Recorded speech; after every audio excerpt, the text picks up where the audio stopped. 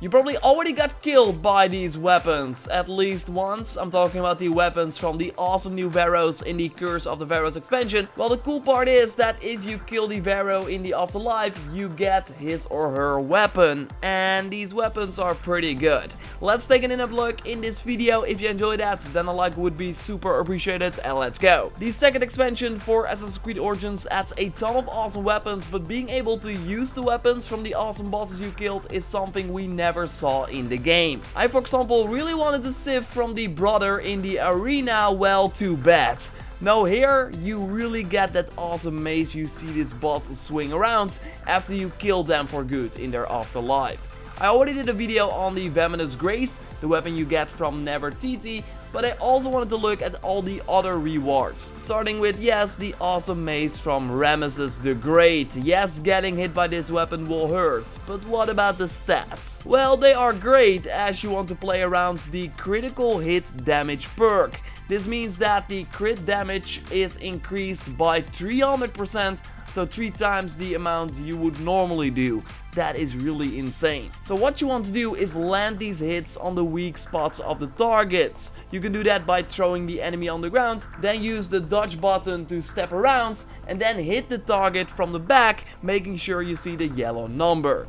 This works really well in the Fury mode, since you are faster and your regular attacks also make enemies fall. For this tactic, you have to make sure though that you lock onto the target so you can easily land those crits. The Adrenaline on Kill perk is fine, so you get back into the Fury mode more often, but of course a higher perk would have been better. Level 1 is kind of lackluster. The health on it is great though, so you get health back while fighting, but since you do a ton of damage and kill the enemies fast, a health on kill perk would have been better, but there is no health on kill legendary mace as far as I know, maybe because it would be too strong. Anyway, compared to the other heavy blunt weapons, I think we can easily say that the Keeper of Harmony is the best one out there, unless you prefer a more aggressive mace. Then you might like the Eye of Apep, although the critical hit damage is lower, and of course my favorite curse weapon is of course also there, the No Borders, the one-hit KO weapon. But yeah, that's a curse weapon, totally different of course. Still very fun to use. Moving on, we got a weapon with a very awesome name, the Living One. Totally great thanks to the instant charging perk, so you easily throw enemies on the ground. But the adrenaline regeneration might be the real winner here. This way you can stay in the Fury mode way longer than you normally would, as you get adrenaline back while the bar is decreasing as well. This way you can do the rapid slice attack, apply the bleeding on hit that every sickle sword has, and kill the enemies off pretty fast. Be careful though, this is really an aggressive weapon, but if you are too aggressive, enemies can easily kill you off, especially on a higher difficulty. Just like with the Amun's Might, the regular legendary sword you can get in the Curse of the Pharaohs, it also works really well to throw enemies on the ground and then sidestep to the back for a nice combo with crits. Just a really great aggressive sickle sword, especially because of the regeneration. So compared to the other sickle swords, like, it totally is way better than the Song of the Desert, since it's almost the same. Okay, the Song of the Desert has a higher bleeding on hit perk, but the regeneration is way better than the adrenaline on hurt. Both of course have the instant charging perk. I would say the Ruler of the Storm sickle sword is still really nice because of the health on hit. That is just great on a sickle sword, especially in the Fury mode. But overall I think the Living One in terms of perks and combinations is better, since adrenaline on kill, not a big fan. And yeah, it has a higher bleeding on hit, but having that adrenaline regeneration is really great. Last but totally not least, my favorite weapon from the Pharaohs is the one from Tutankhamun, Aiden's. And coming in at a quality of 123, I kind of forgot how great it is to have a spear with a combo multiplier, because you can easily hit multiple enemies at once and do some nice small fast hits that will keep the combo going.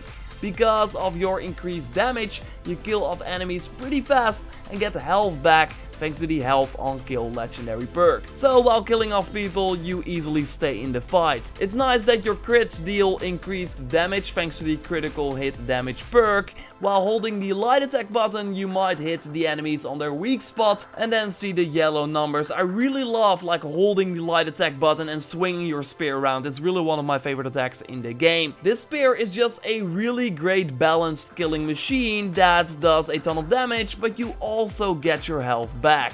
Oh, and it looks really great, just like all the Pharaoh weapons. So yeah, let's compare Aiden's End with the other spear, shall we? I really liked the Bark of Ra because it was on fire. You get the Bark of Ra in a Heka chest or as part of the Almighty pack. Anyway, this Aiden's End is way better. What is interesting is that the weapon is like the same as the Neptune's Gasp you get from the Gladiator pack or also in a Heka chest, only it has poison on hit instead of the health on kill we see on this Pharaoh weapon. So it's really up to you. Do you want to be even more aggressive or also be a little bit defensive and get health back while killing everyone? I think overall Aiden's End is a safer choice. So yes, we can totally say that all the Pharaoh weapons that were added with the Curse of the Pharaohs are up there with the best weapons in the category. There might be one where you say, okay, I prefer that playstyle, so that's why I picked that weapon, but overall these weapons are really one of the best in the game. Same goes for other Curse of the Pharaohs weapons. I really already went in depth on some of them, but we'll have videos up discussing all the stats and telling you if they are good or not. So totally subscribe to stay up to date on everything Assassin's Creed Origins. There's also a light bow according to Mighty Place called the Wrath of the Undead. Then I saw some people on Reddit say that there was this bow as well, but I did not find it yet. So if you got this bow from the Curse of the Pharaohs DLC, please let me know in the comments. Reach out to me on Twitter or Instagram, JorRaptor, and then we can figure this out, because there are already some other hidden bows in this DLC. I'll have a video about that up real soon. Drop a like to support the channel, check my video on Amun's Might, one of my favorite new weapons in the game, and I will speak to you next time. Goodbye.